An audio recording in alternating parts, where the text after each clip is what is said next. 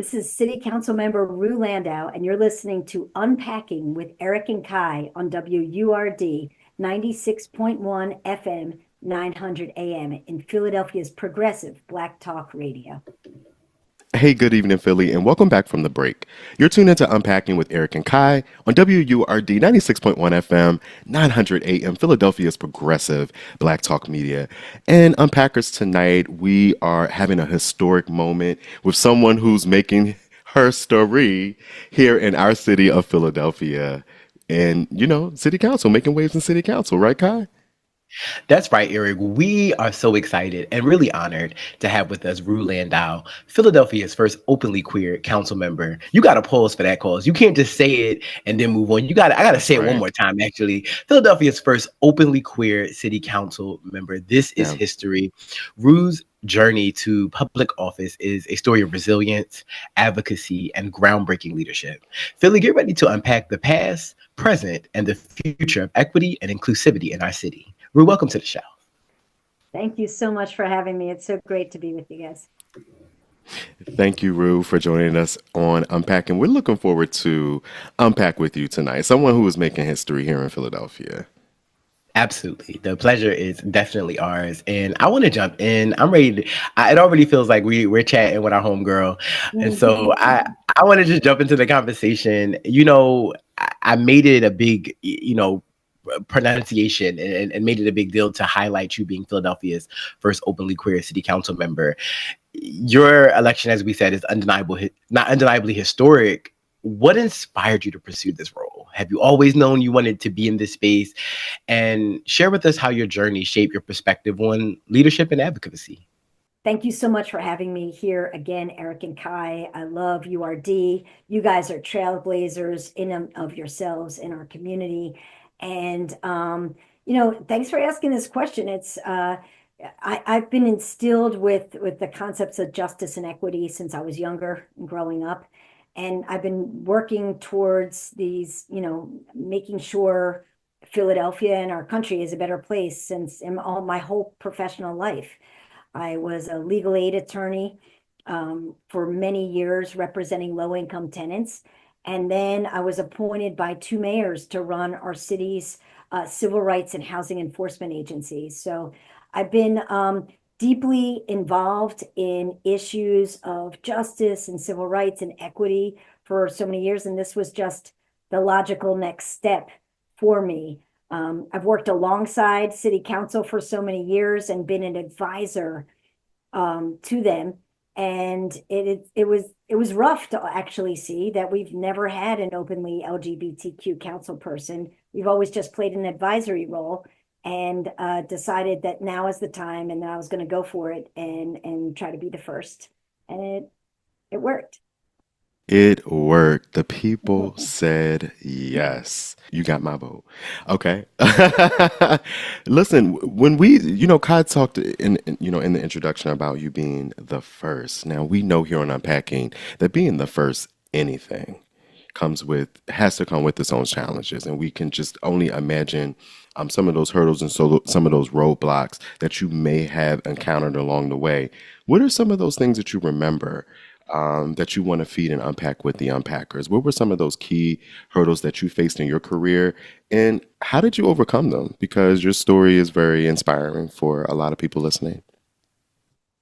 I think one of the it's a hurdle and an interesting thing about being queer when you're in any professional situation is because the world assumes that you're straight or cisgender, that most people don't have to come out to anybody at work. You just, there's an assumption that your partner is opposite sex or a variety of other things. And so things have changed so much over the years that when I first started in my professional career, it was complicated to figure out how to come out professionally. How do you do it? Why are you bringing this up? I didn't talk to people necessarily about what I was doing on the weekends. I was single. And then having to say that that I was dating girls, I was dating women. That was a tough one. But things have changed so much since then. It is so much easier than it was then. But I want to really highlight that I know that in our community, one of the reasons why I ran in particular is because I know how much representation matters. And it also matters how often we're telling our stories and that we're coming out. And so when I was on the campaign trail, um, we're in a very diverse city, and each neighborhood and each area is very different from each other. But I made sure that when I was running for office, that every single community group I was in, I came out to them no matter what. It was part of my stump speech. And I did it because I wanted to make sure that I was being my authentic self and telling my truth in every room. And even sometimes it was scary. Sometimes we weren't in the friendliest place. But I got to tell you, so many times somebody would grab me in the back of the room, some grandmom who would just say, "Hey, my grandson just came out," or a mom who just said, "My child just told me that they're identifying as non-binary now." And they always thank me so much for speaking my truth and for running and for taking this chance. So I feel like I did that for all of us. I feel like representation absolutely matters. And I can tell you, not only having a seat at the table in city council in Philadelphia now, but particularly when we're about to have Donald Trump 2.0 coming in, I could not be happier that I've got a seat at the table and that I'm there to help craft and create the policy decisions that we need, all of our legislative proposals, things that will protect our community and make sure that we're also advancing in an equitable way across the city. You couldn't be more right about representation matters and proximity matters. You were talking earlier about how people make an assumption of heterosexuality. And, when you're quote unquote passing, meaning that you're not, for our unpackers listening at home, who's like, what are you talking about in passing? Meaning that people wouldn't assume that you're LGBTQ, your presence, it challenges the assumption, right? That everyone is heterosexual, that everyone is cisgendered, right? That everyone is in a binary. And so, kudos to you for that courage. I definitely wanted to applaud that. You also touched on where we're about to be, in Trump 2.0 coming into the office. Following the recent election, many LGBTQ individuals and our allies as well are navigating feelings of hope, because that's who we are as a community. We're always going to hope. We're always going to be resilient. But there's a lot of apprehension. There's a lot of fear. What messages do you have for those who are feeling uncertain about this future, in terms of the upcoming presidency? Yeah. Well, the fears are real, and people have definite reason to be concerned. Um, I think that one of the scariest things for me, not only did Trump, we just saw his dress rehearsal in his first term. And so he's learned a thing or two, and he's gathered a new crew of people around him. And so that's very concerning. But as a lawyer, I've got to tell you, my biggest concern is that no matter what crazy thing he did, trying to invalidate laws or change rules and whatnot, we always had the US Supreme Court as our stopgap. They were the people who just were like, yeah, you've gone a little too far here. What you're doing is illegal. What you're doing is unconstitutional. What you're doing, you're not allowed to do. And we don't have that now. And that to me is the scariest question mark of where we are now. I do think, there's the positive news, and I'll speak from Philadelphia, is that we have a great set of laws here in Philadelphia. We've got very strong civil rights laws, anti-discrimination laws. We've got laws that protect, immigrants based on national origin and ethnicity. We have language access laws. We explicitly protect people based on sexual orientation and gender identity. Those protections are not at the state or the federal level. So we are in a bubble that is filled with our local strong protections. We are going to do everything we possibly can to protect as many people in Philadelphia that we can. So Trump's going to pull his nonsense and he's going to do what he's going to do. And we in Philly are going to fight back just like we did last time. We've got partners throughout the city, like the ACLU, who have been preparing for months for this, getting ready to fight back. And, again, the strong laws that we have on the local level, so long as we are enforcing them and are able to enforce them, have the protections that we need. I think a very, very important thing, though, is that people need to get their information from trusted places. We saw this with reproductive rights, right? Like Roe versus Wade is struck down with this Dobbs decision, and in Pennsylvania, abortion is legal. But the way the message came down around the country is people started to think it was illegal in Pennsylvania. And that's just not true. So for us to get ahead of this with the positive messaging, knowing that we can tell people about the laws that we have, watching every move that he makes, I think that we'll be okay. And we'll make sure that every time we can strike back, we will do it. We've got, I was running the city's civil rights and housing enforcement agencies on Trump 1.0. We've all got some battle scars, but we're ready for it. We know it's coming. So we've been in training, and we know it's coming. So we're ready to strike back. That's very reassuring. You're very reassuring and sounding so confident that it's going to be a bumpy ride, but we're going to still be fighting. I want to ask you, because I have to be honest with you, I've never really been like super political, or at least I didn't think I was. But my mom is, and my mom really instilled in me the importance of voting in both like local and like presidential elections. Like she has instilled it. I know she's listening right now, in fact. Hi, Mom. But I just want you to travel back with me in time. It's election night. We're all looking at that map and watching, seeing which state is going to be which color. The moment hits, Rue, PA is red. What was that moment like for you? As not only a city council member, but as the first openly queer city council member, I know that there had to be a sense of some, carrying the community on your shoulders. What was that moment like? PA is red. It was so disappointing. We worked so hard. And we clearly have more work to do. This is just such a wake-up call for us about what we have to do. We were all working, my colleagues and I, working our day jobs and working all night and all the time to do everything we possibly could to get the Harris Walls ticket to win. But I think this is a time of reflection, what happened, why, how we have to get ahead of the game. And it was, I think the fact that he won the popular vote, I think, was the most surprising to me. There's an electoral vote and a popular vote, right? And he didn't win the popular vote the first time.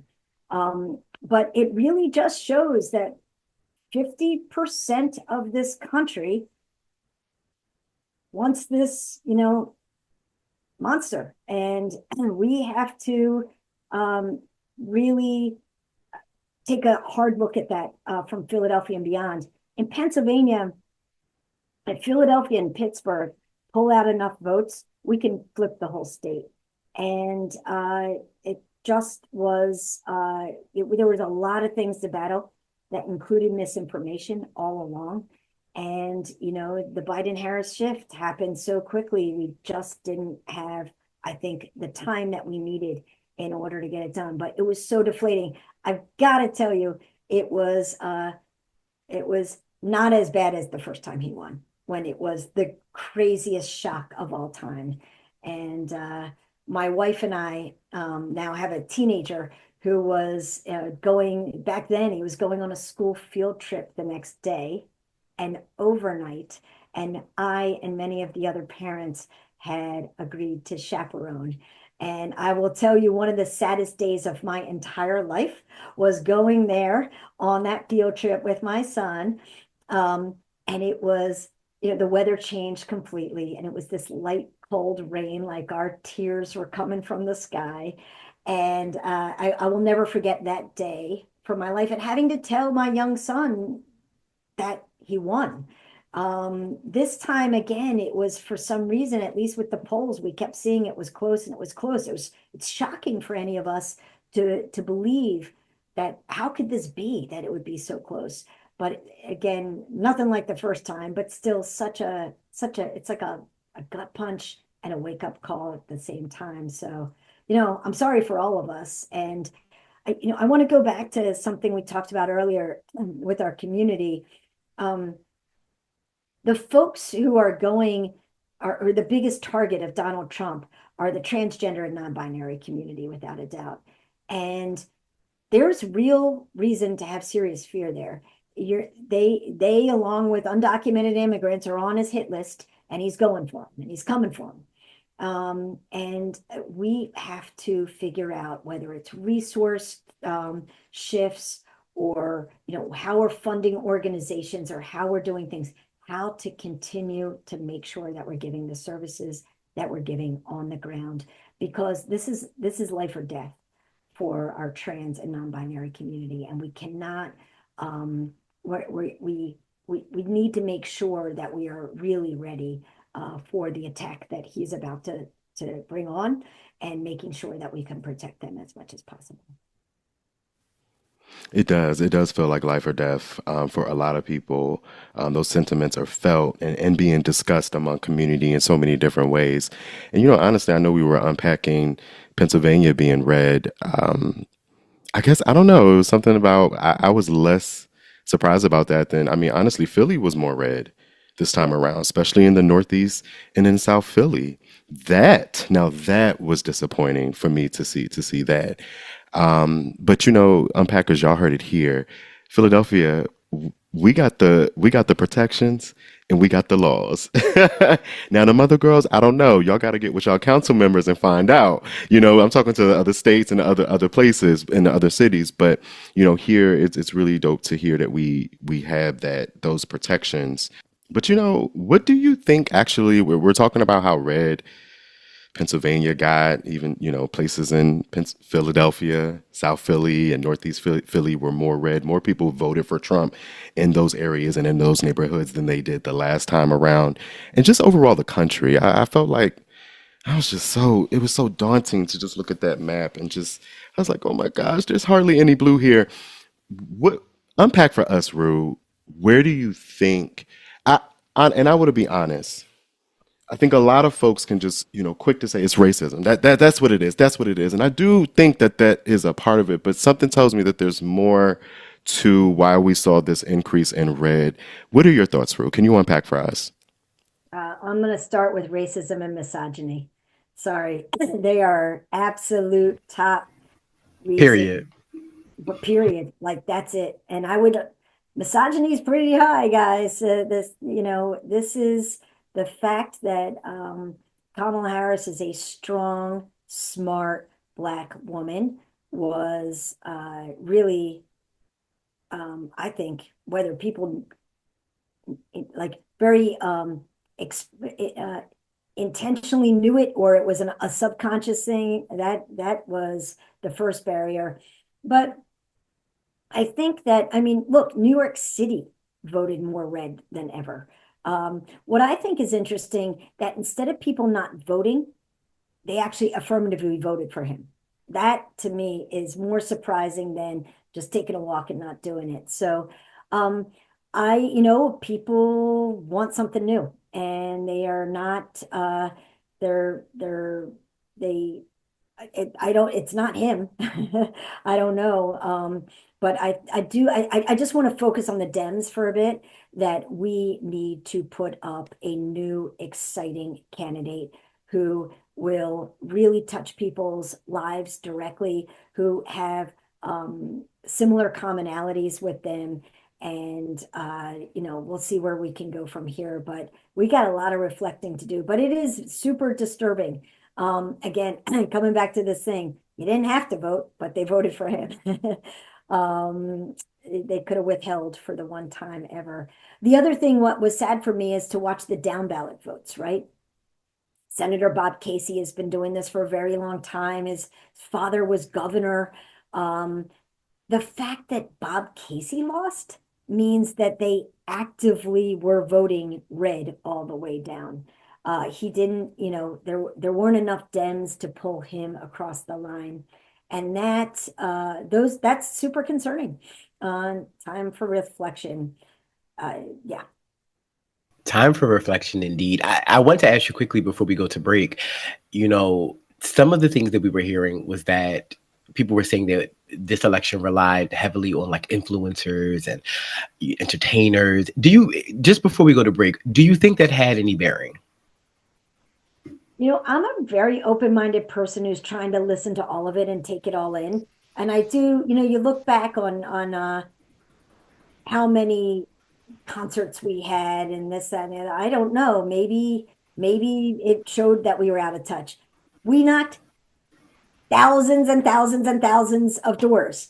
I think the biggest issue that we had is the amount of money that poured in on the other side, and that it was an amount of money that we almost couldn't even overcome. But we knocked on thousands and thousands and thousands of doors.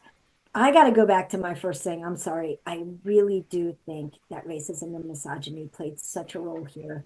I I hate to even have this conversation of like, are people ready for a woman president? Are they ready for a black woman president? It's not the world we're in, but we do need to, I don't know, open our eyes to that. Absolutely. I appreciate your candor. And listeners, we are going to take a quick break. But when we get back, we're going to be talking more with Rue. We're going to be learning what her top priorities are, what the future looks like for Philadelphia, and maybe getting into some of the things that are going on in our city right now. We are here unpacking with Philadelphia's first openly queer council member, Rue Landau. And it's been really great to have you here tonight and unpacking with you.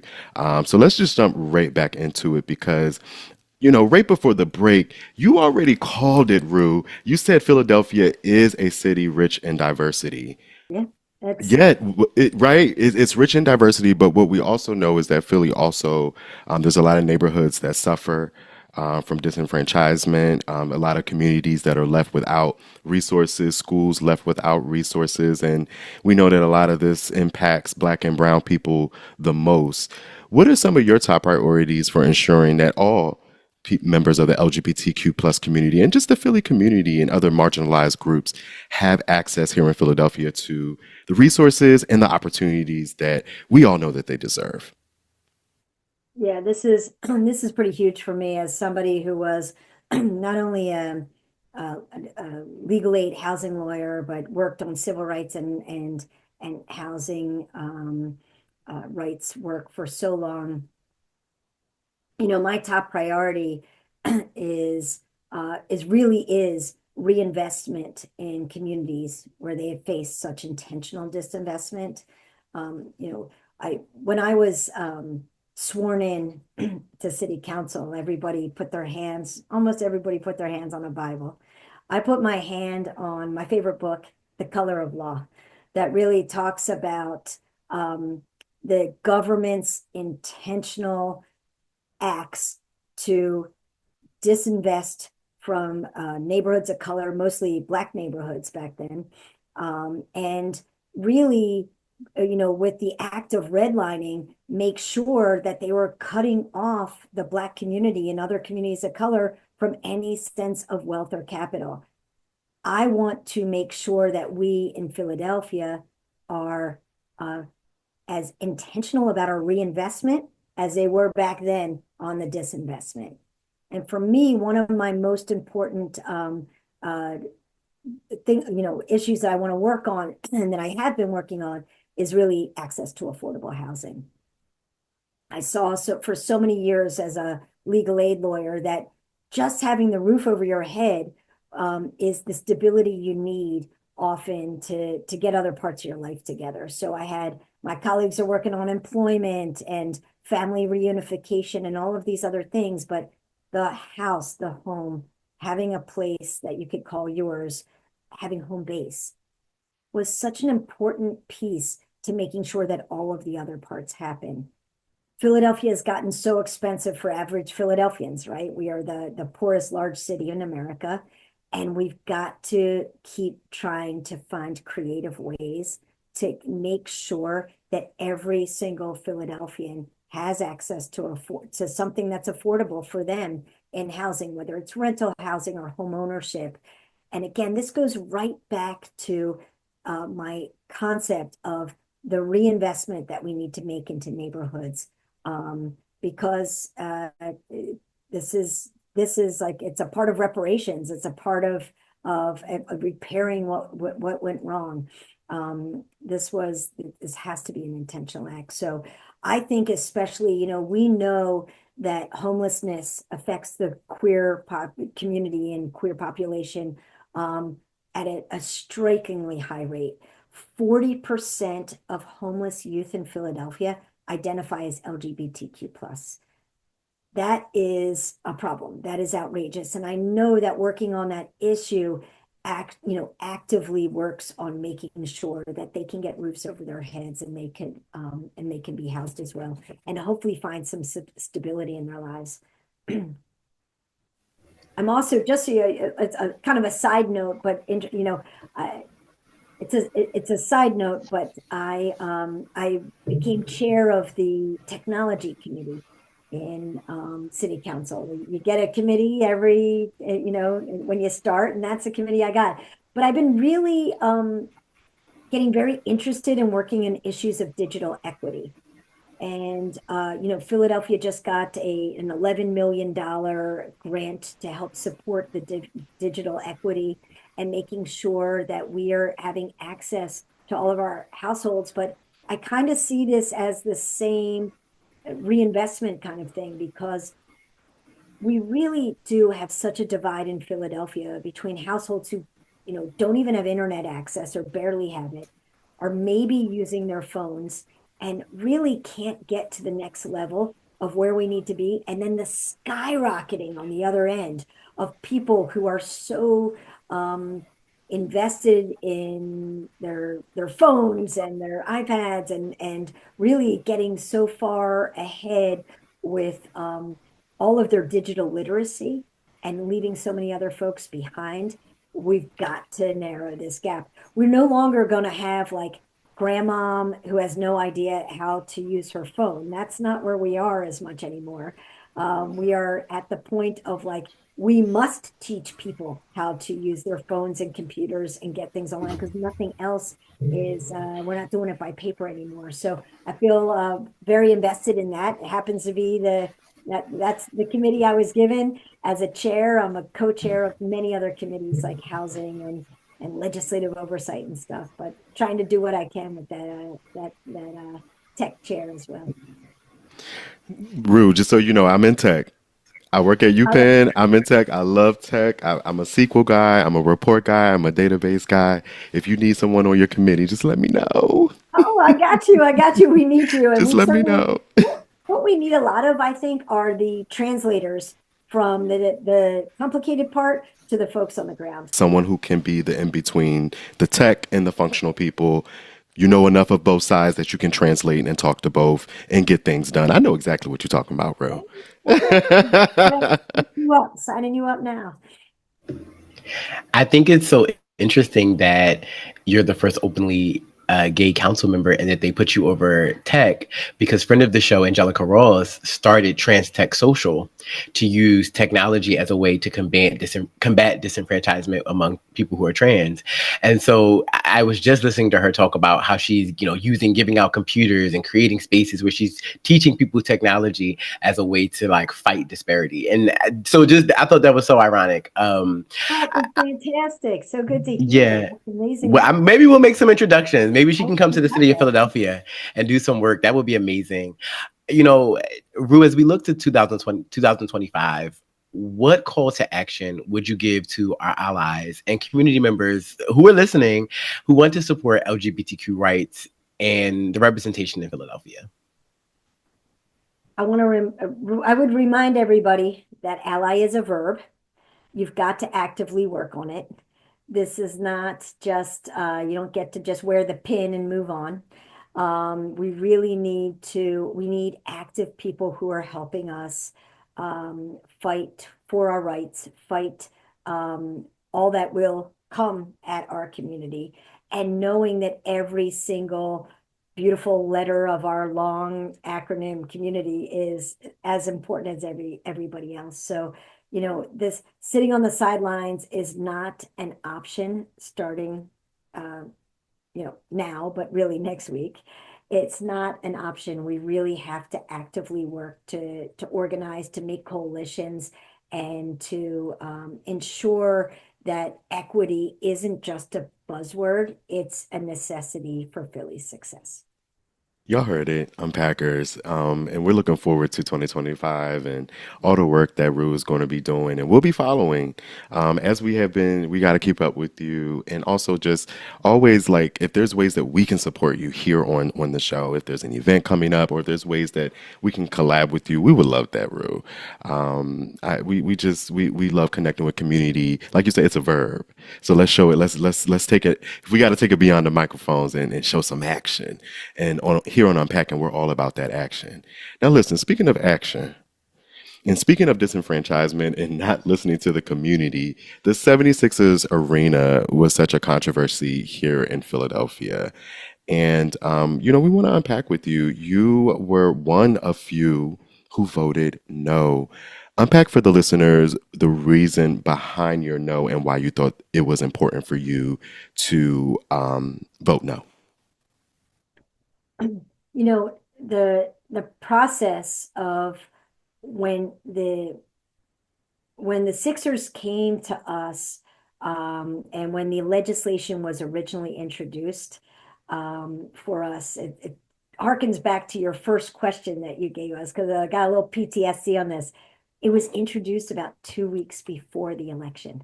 So we were already working nonstop, and then this like felt like this huge mountain got dropped on us of this of legislation. They put it on an artificially short timeline intentionally to try to get it passed. But I did what I always do.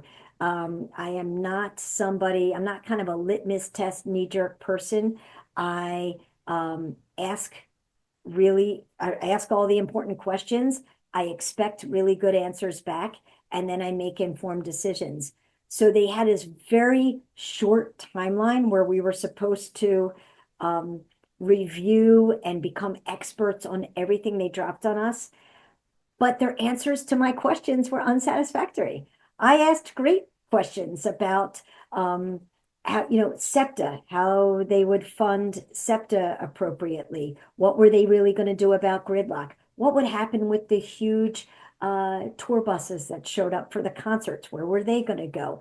We never even really heard whether or not the actual physical space was, we never saw a structural engineering design that showed that it could fit there. We only saw artist renderings. So I asked question after question after question, and I wasn't getting good enough answers. So I decided at the end of the day, the community certainly had an incredible voice between Chinatown being displaced, between effects that would have on the neighborhood and other places. That to me was center stage without a doubt. I absolutely knew this was a great reason to vote no. But I went through my due diligence anyway. I asked the questions. I expected the answers. I wanted to see them actually open up their wallets and put much more money in their community benefits agreement.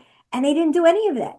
And I think we now see maybe some reasons why they probably didn't have the answers to the questions is that we got an underdeveloped plan. And this to me was a way, it was actually a really awful process. I just want you to know, not only dropping it on us, but pitting communities against each other. There was really you'd have like one working class community, one group of workers against another. I absolutely want the strong union jobs. We created great pipelines to diversify these union jobs. There was great minority contracting opportunities baked into all of this. I loved all that.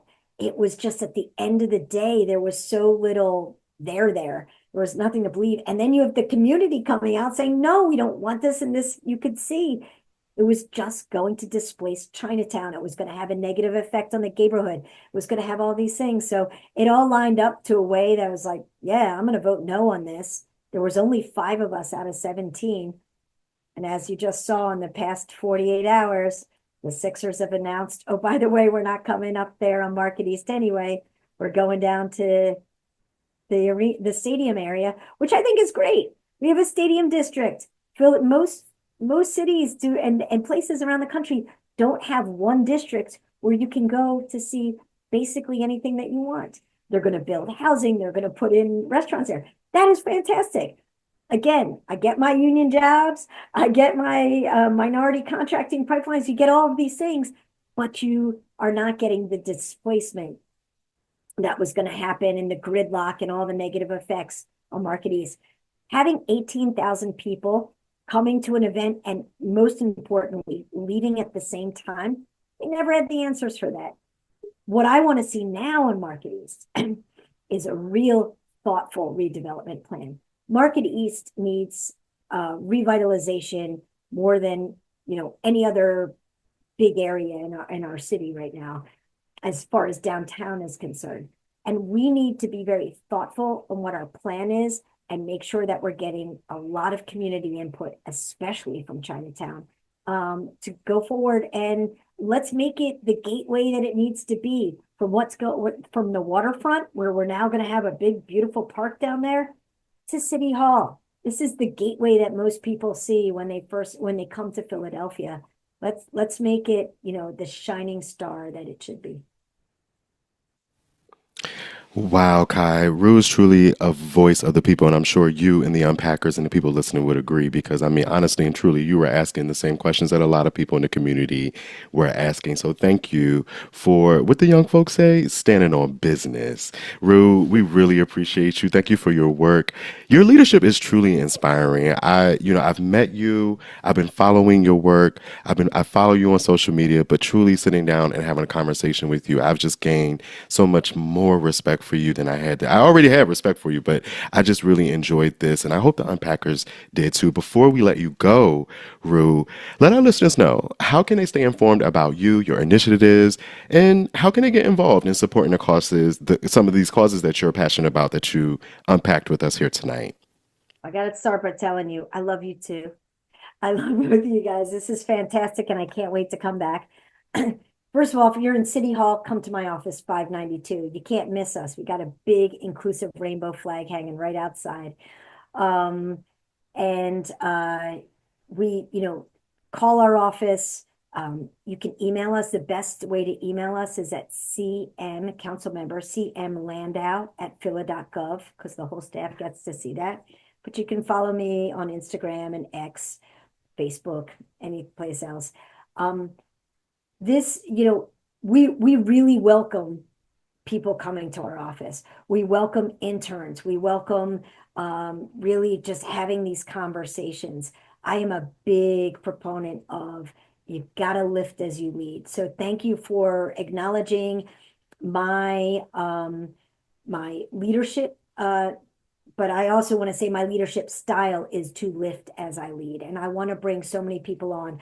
I may be the first, but I absolutely know that I will not be the last. The door is wide open for the next wonderful member of our community to come in and be the second council person, maybe with other characteristics as well. So that would be wonderful. And I welcome that. And it's a big tent with so much room for all of us. So reach out to me, reach out to my staff. We would love to collaborate with you, talk to you, help you if you need it, but also plenty of room. Philly, you heard Rue. Be sure to follow them on social media at Rue Philly Council. That's RuePhilaCouncil.